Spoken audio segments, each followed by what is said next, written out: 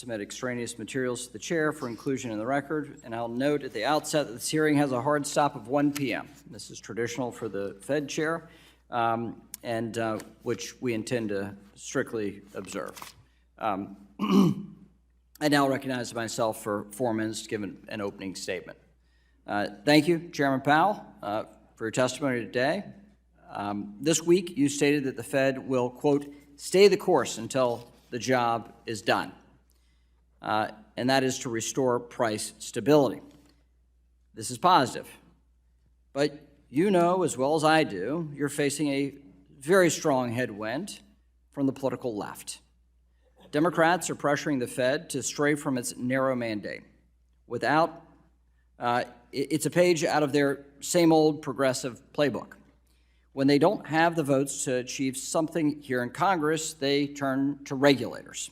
And now, Chair Powell, they're looking at you and the Federal Reserve. President Biden's kowtowing to the far left is what got us into this inflationary mess. I urge you to reject the ideologues who put their social agenda ahead of economic prosperity. High prices continue to eat away at workers' wages and retirees' incomes.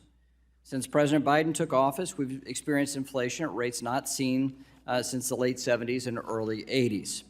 Inflation rapidly accelerated after Democrats passed their so-called American Rescue Plan, which poured nearly $2 trillion of inflationary fuel into the economy.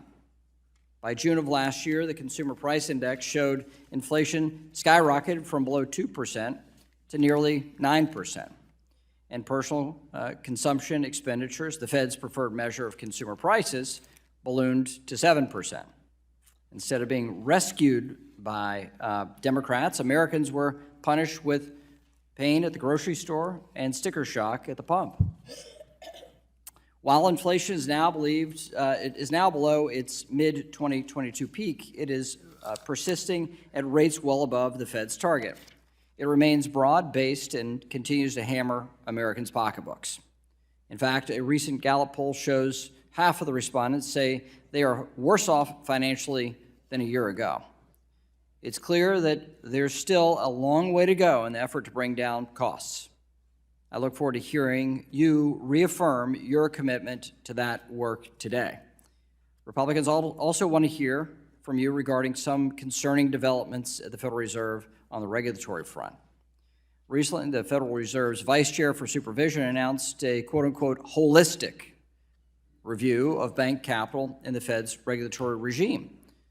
However, it seems that only a small group within the Fed knows what this means, what it entails, how much review is being vetted by the full board, and the type of quantitative analysis the Fed is performing. The Fed shouldn't operate in the shadows, especially when the regulation in question can have broad and significant economic effects. It's also unclear the motivation for the Fed's holistic review, particularly when so many board members have stated that the banking system is very well capitalized, and any review of capital standards should be targeted. It also appears the Federal Reserve Board is laying the groundwork for climate policy to be implemented through the Fed regulation with an opening salvo to quote-unquote scenario analysis.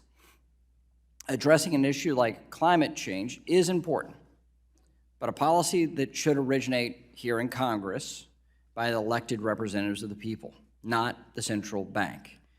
As you said, the Fed needs to stick to its knitting. I agree. There is concern from many that the Fed is picking up new needles and knitting partisan sweaters.